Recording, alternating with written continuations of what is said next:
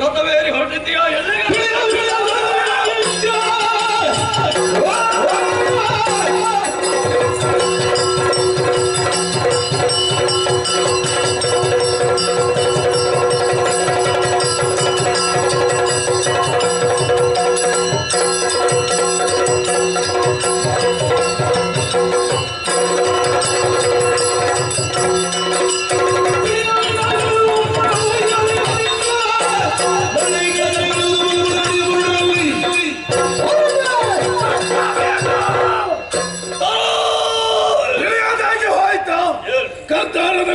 ಕಾಮಿಲಿಯನ್ನು ಪಡೆಯುವಂತಹ ಉದ್ದೇಶದಿಂದಾಗಿ ಸಂಧಾನಕ್ಕಾಗಿ ಸುಗ್ರೀವನನ್ನು ಕಳುಹಿಸಿದೆ.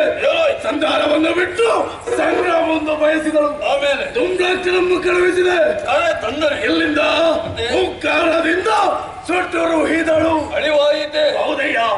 ಚಂಡಮಂಡರನ್ನು ಕಳುಹಿಸಿದೆ. ಪರಿಣಾಮ ರುಂಡವನ್ನೇ ಚೆಂಡಾಡಿದಳು. ಚಂಡಮಂಡರು ಇನ್ನಿಲ್ಲವಾಗಿ ಹೋದರೆ ಶಿವನೇ ಇನ್ನು ನಾನೇ ಹೊರಟಿದ್ದೇನೆ. ನೀನು ಯಾಕೆ ಬಂದದ್ದು? ತಡೀರಿ ಪ್ರಭು ತಡೀರಿ.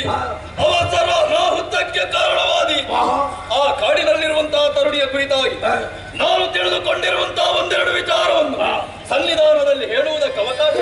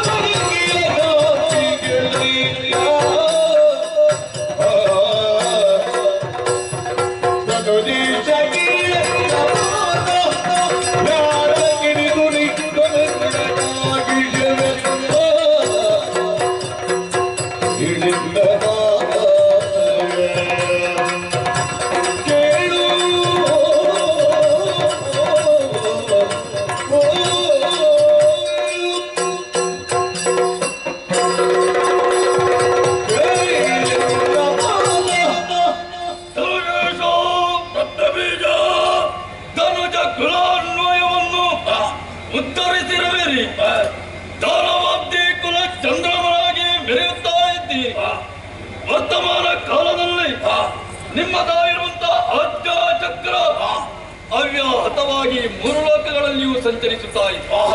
ಶುಂಭನೇ ಲೋಕೈಕ ನಾಯಕ ಎಂಬುದನ್ನು ಎಲ್ಲರೂ ಒಪ್ಪಿಕೊಂಡು ನಿಮ್ಮನ್ನು ಹೊಗಳುತ್ತಾ ಇದ್ದಾರೆ. ನಕ್ಷತ್ರ ಮಂಡಲದಲ್ಲಿ ಸ್ಥಾನಮಾನ, ದೇವತೆಗಳ ಪಂಕ್ತಿಯಲ್ಲಿ ಹವಿರ್ಭೋಜನ ಸಲ್ಲುವುದಿದ್ದರೆ ಶುಂಭ ದಾನವನಿಗಲ್ಲದೆ ಮತ್ತೊಬ್ಬನಿಗಿಲ್ಲ ಪ್ರಭು. ಅಂತಹ ಯೋಗ್ಯತೆಯನ್ನು ಹೊಂದಿರುವಂತಹ ತಾವು ಯಾವುದೋ ಕಾಡು ಪ್ರದೇಶದಲ್ಲಿ ಹೆಣ್ಣೊಬ್ಬಳಿದ್ದಾಳೆ ಎಂಬುದನ್ನು ಕೇಳಿ ತಿಳಿದು ಮನಸ್ಸಿನಲ್ಲಿ ಕಲ್ಪಿಸಿಕೊಂಡು ಕ್ರಮಾಧೀನರಾದಿರ ಪ್ರಭು.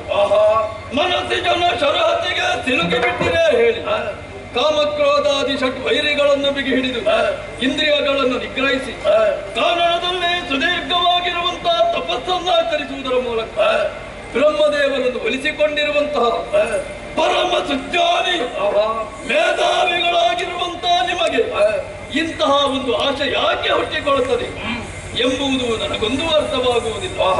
ಸಂಧಾನಕ್ಕೆಂದು ನಿಮ್ಮ ಆಳಾಗಿ ಹೋಗಿರುವಂತಹ ಸುಗ್ರೀವ ಬರುತ್ತಿರುವಾಗ ದೇವಿ ದಾಸನಾದ ದೇವಿಯ ಭಕ್ತನಾಗಿ ಬಂದು ಹೇಳಿದ್ದಾದರೂ ಏನು ಕ್ಷಣ ಕ್ಷಣದಲ್ಲಿಯೂ ನಾನಾ ರೂಪದಿಂದ ನಾನಾ ರೀತಿಯಿಂದ ಕಾಣಿಸಿಕೊಳ್ಳುತ್ತಿರುವಂತವಳನ್ನು ಕೆಣಕುವುದಕ್ಕೆ ಹೋದರೆ ನಮ್ಮ ಪಾಲಿಗೆ ಕಷ್ಟ ಒದಗಿ ಬರುತ್ತದೆ, ಮಹಾ ದುರಂತವೇ ಸಂಭವಿಸಿತು ಎಂಬುದಾಗಿ ಎಚ್ಚರಿಸಿದರೂ ಕೂಡ ತಾವು ಏನು ಮಾಡಿದ್ರಿ ಪ್ರಭು? ಏನು ಆ ಹೆಣ್ಣನ್ನು ಕರೆತರುವುದಕ್ಕಾಗಿ ಧೂಮ್ರಾಕ್ಷಾದಿ ಬಲಮಠವನ್ನ ಕಳುಹಿಸಿದೆ.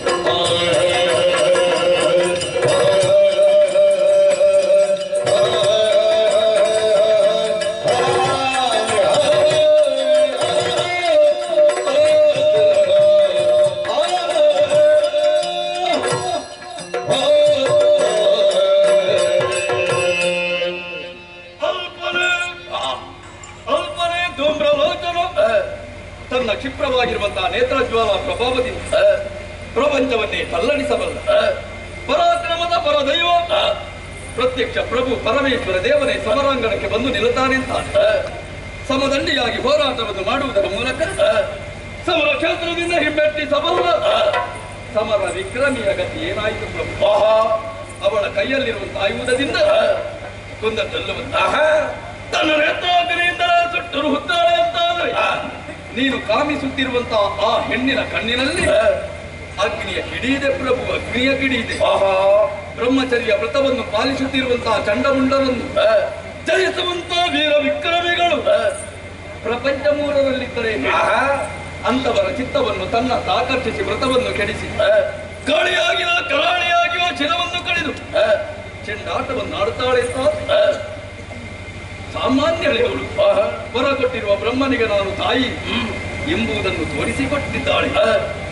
ಕೇವಲ ಕಿರುನಗೆಯಿಂದ ಸುಗ್ರೀವ ಸತ್ತು ಬೀಳುತ್ತಾನೆ ಅಂತಾದ್ರೆ ನಿಗ್ರಹ ಅನುಗ್ರಹ ಶಕ್ತಿ ಸಂಯುಕ್ತವಳು ಎಂಬುದನ್ನು ತಿಳಿಯುವುದಕ್ಕೆ ನಮಗೆ ಸಾಧ್ಯವಿದೆ. ಅಂತಹ ಯೋಗ್ಯತೆ ಅವಳಲ್ಲಿ ಉಂಟು ಅಂತಾದರೆ ಅವಳು ಸಾಮಾನ್ಯ ಹೆಣ್ಣು ಅಂತ ತಿಳಿದುಕೊಳ್ಳುವುದಕ್ಕೆ ಸಾಧ್ಯವೇ?